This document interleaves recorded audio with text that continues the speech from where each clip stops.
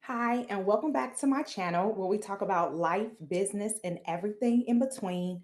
Today, we're going to talk a little bit about buyer sales psychology, the difference between the psychology of a buyer if they are making a, let's say, $20 investment, and if they are actually investing over $1,000, $2,000 for a product service offering. So if you are a business owner, if you're a service provider and you are selling a service, or whether it's low ticket and or high ticket, I think that this is going to be a good training for you. And hopefully you're able to take away some of these concepts to begin to navigate as you are growing and pivoting your business model. Now, pricing is not your business model, but it is a major component of how your client, your ideal client, sees you.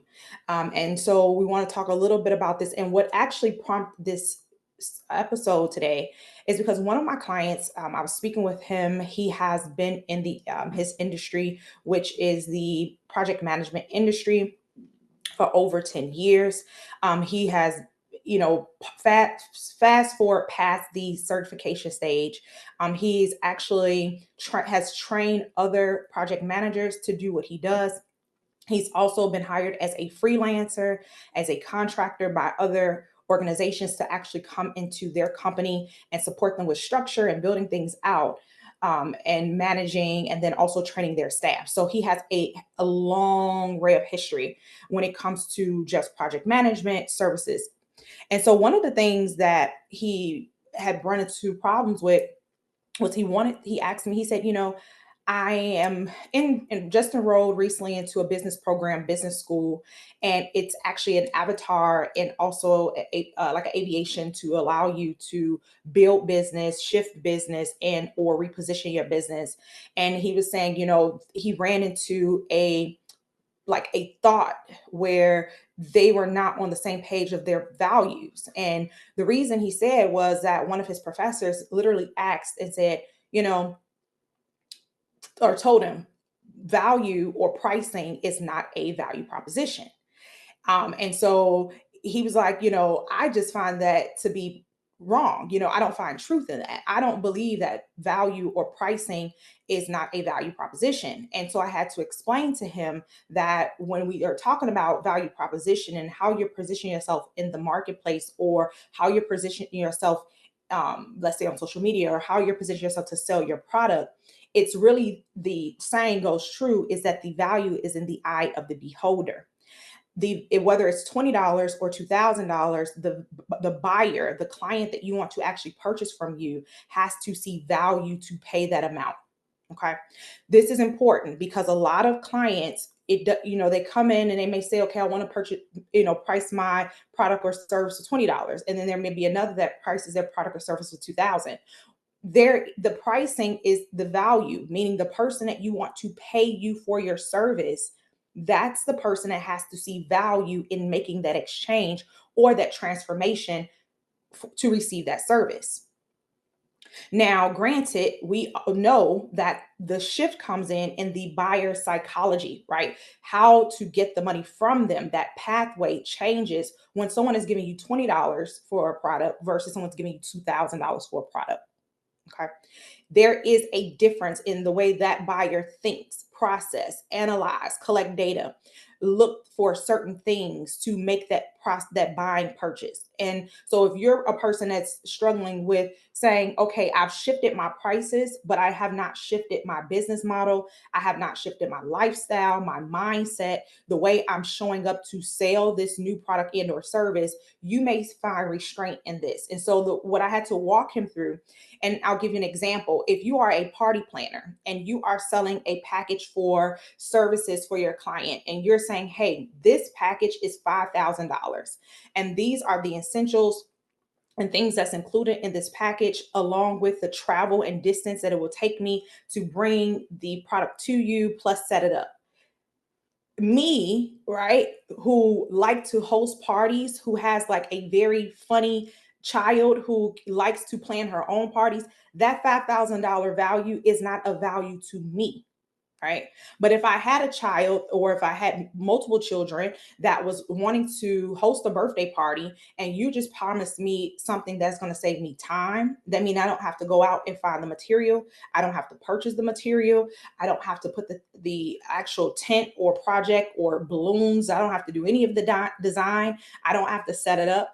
And you're telling me you're going to stay on the color scheme that I'm requesting. I may, want Sesame Street, or, I may want, what are these other characters out here? Mickey Mouse. You're going to find all of that for me. I don't have to do it. I just have to pay you $5,000. Now, if I value the convenience, if I value the process of that you are offering me, paying you $5,000 for that is a no brainer. When you think about the time I've saved, why wouldn't I pay you $5,000? However, the person that you are selling to have to find value. And let's talk about, how do you identify the value? You have to identify the pain points of the person that you are selling to. You have to identify, and in most of the times, you are that person. You're maybe not too far from that person. You're probably a few steps ahead of that person. So you have to do a reflection back on, where were you? What actually prompted you to make this offering or package or container in the first place? It's probably because you are running into the same situation that your ideal client is now running into, but you have the answers to solve the problem. So this allows you to tap into more of the pain points of that client or the purchaser, so that they're able to see the value and benefit in what you're offering. Now let's think about, I'll take this a little bit deeper. We want to think about buyer psychology. So if you guys are following along, thank you all for joining in. And so we think about the buyer psychology. Now, if I am charging something for $20, most of the time that's an impulsive buy. There is no loss. I'm not expecting a return on my investment. I'm not having to go through a world transition of my thoughts and mind to pay someone $20. However, if I'm asking someone to pay me $2,000, that's a different buyer psychology, right? That buyer is not just buying something, just, a one-time buy. This buyer is actually looking at who you are. They may be buying into an identity that they see you showing up in and providing this service that they feel like they can borrow or they can duplicate with proximity. And so they are willing, they see the value in that. Sometimes they will even make this purchase not always linked to the return on their investment in a dollar amount, even though that's major. Sometimes they're making this investment because they see what the process and or business model that you are actually operating, they would like to operate that as well. So they're trying to skip the line. Who can relate? So when you're paying for something, if you're selling high value, or if you're selling premium value, if you're selling a high ticket offer, most of the time that buyer is trying to skip the line. They want it's a different psychology. You have to actually tap into the identity of that buyer. Most of the times that buyer does not have mindset issues or problems, because they've worked through it, or they have at least come to a certain point that they are not afraid to invest in their next. But you are the person, you have to show up in a different way, meaning what I see should be incongruent of yours fruit. If I see that you're inconsistent, I'm not going to trust you. The buyer of this $2,000 plus product and or service, there has to be confidence. There has to be security. There has to be that trust has to be there. It's very important, because if they are giving their 2,000, if they're giving you $2,000, they have had to consider. They've done all the analytical research behind the scenes. They've looked at your page. They've watched your content. They have probably purchased some offerings from you, maybe not at a $2,000 purchase, but maybe they've gotten into your free community. Maybe they've purchased, your $20 ebook or your $20 digital course. But what they're doing is they're saying, okay, can I see consistency? Can I see myself duplicating this process? And so the value is not in you, right? You're not purchasing from yourself. So therefore, you have to make sure that the value and the doing that market research is something that is important for you when you're selling, right? And when you're pricing and when you're determining what is your business model.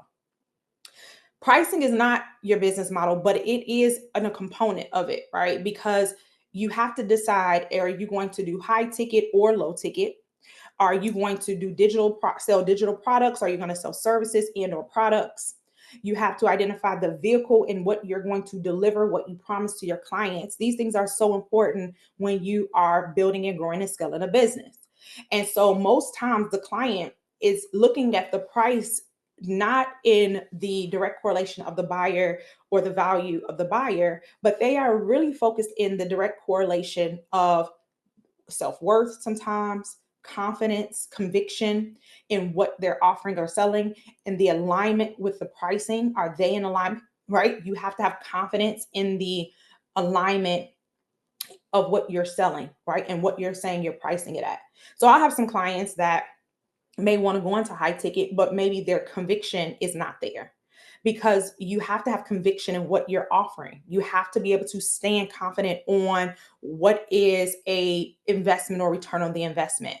And so in order for you to sell with confidence, you have to first have conviction, right? You should not be selling and or offering something without the conviction. When I say conviction, you have to know that what you're offering and or selling or what you have to offer will work. And this is in direct correlation of your confidence in your self-worth. And so in the beginning, you have to tear this down, and know that's something that you have to walk through. But then after a certain point, when you're selling and you're in business, you are shifting and pivoting according also to that confidence and the conviction and the alignment.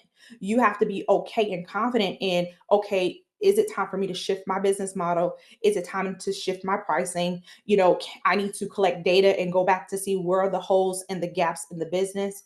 Do I throw out the baby with the bath water? These are some things that you want to actually do an assessment over your business within the systems, within your strategy, within, and it's okay for sometimes, because your ideal client, right? Because it goes back to the value of the client, of the buyer, is if your value and your is in a misalignment now of the buyer, right? You as the business owner, because this happens as well when I'm working with clients that are in a stage of pivoting, changing, they have to rediscover their conviction. The conviction may still be there, but the business model may need to shift, because that conviction, right, maybe is not in alignment of the buyer's psychology or the buyer's value. So we have to begin to pivot and strategize how to transition from one value target market to another. And when doing this simple transitional step, it literally opens up the door where not only are you just working out of obligation as a business owner, but you are working out of alignment, which also opens up doors for you to be able to produce at your maximum potential and capacity in that season. So be encouraged, and it's okay for you to shift and or change. Sometimes some seasons may call for different things, and that's okay. So if this is something that you would like to work deeper, on, if you would like to connect with me, please check the links below. I would love for you to follow me, subscribe to my channel. Please share this out. We have our business impact hour where you're able to sign up for that. It's a 90-minute session where you're able to come in with your questions, and then I'm able to answer and give you a strategic operational plan. And this may be something that you're interested in. Please, please, please feel free to connect with me. So just with even a little homework to give you is sit down, go back through your business model, see where there is friction, see where there's misalignment, write those things out. What are you noticing? Then further, what are the misalignments of your core value and your conviction and what you're offering and selling in that business model that may have shifted and or changed to the buyer psychology and value? And just take time to kind of sit with that and process that. Okay. I hope this was able to help you. I hope you're able to get a lot from this. This is not going to be a long episode, but a good one, straight to the point, hitting all the punches. I would love to connect with you, and I'll speak with you again soon. Have a great day. Bye.